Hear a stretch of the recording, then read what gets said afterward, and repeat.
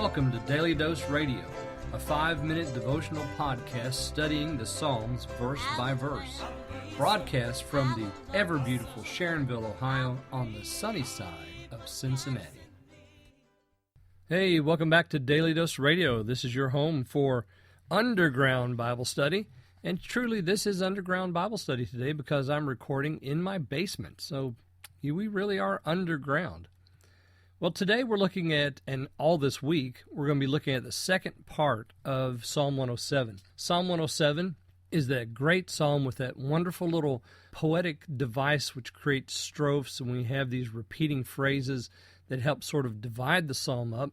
And we saw those last week. This week, it only occurs one time in the second half, and that's in verses 28 and 31. And we'll get to that tomorrow. Tomorrow's going to be a busy day because we're going to try to do, 7 verses tomorrow.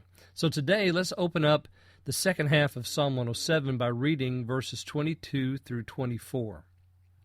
And let them sacrifice the sacrifices of thanksgiving, and declare his works with rejoicing. They that go down to the sea in ships, that do business in great waters, these see the works of the Lord and his wonders in the deep.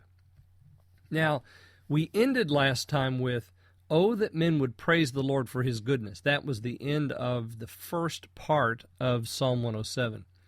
22 picks up on that and says, "And let them sacrifice." So it's not that men would just praise the Lord, and that's not just a device that the poet here, the psalmist, is using, but he really means for men to praise the Lord for his goodness.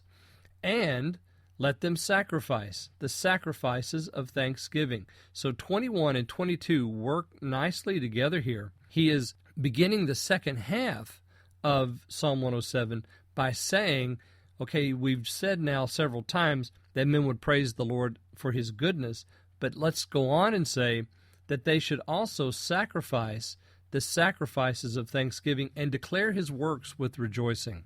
So now, let me just ask you this question. Devotionally, how do you do that?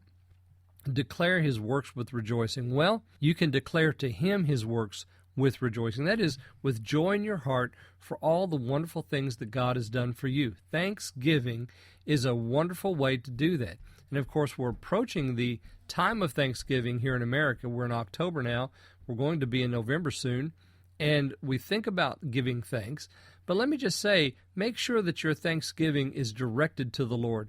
It's just not enough to give thanks, because who are you giving thanks to? Just to be thankful is not enough. You need to be thankful with thanksgiving for what the Lord has done.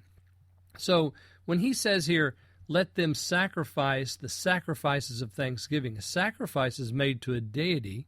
Who is the one that you're sacrificing to?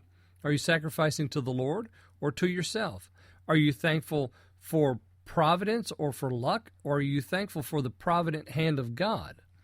You see, so let's be thankful to the Lord, because really it's the Lord alone. He alone controls all these things, and it's to the Lord alone that we can be thankful, because there is only one God, and he's it. 23 and 24 start the second half proper, because we begin with this idea of going down to the sea in ships.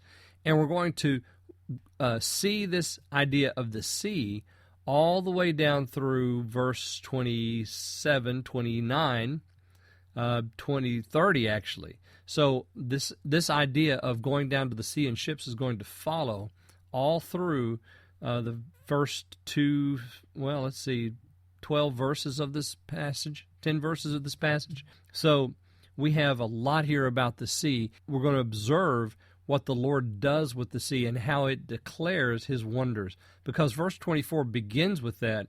These see the works of the Lord and his wonders in the deep. Look today for the Lord. Look for his wonders in your life. And I hope you'll join me again tomorrow on Daily Dose Radio. Thanks for listening to Daily Dose Radio. I'm David Smith. The music today has been performed by the Bluegrass Experiment. Thanks again for listening. I'll see you next time on Daily Dose Radio.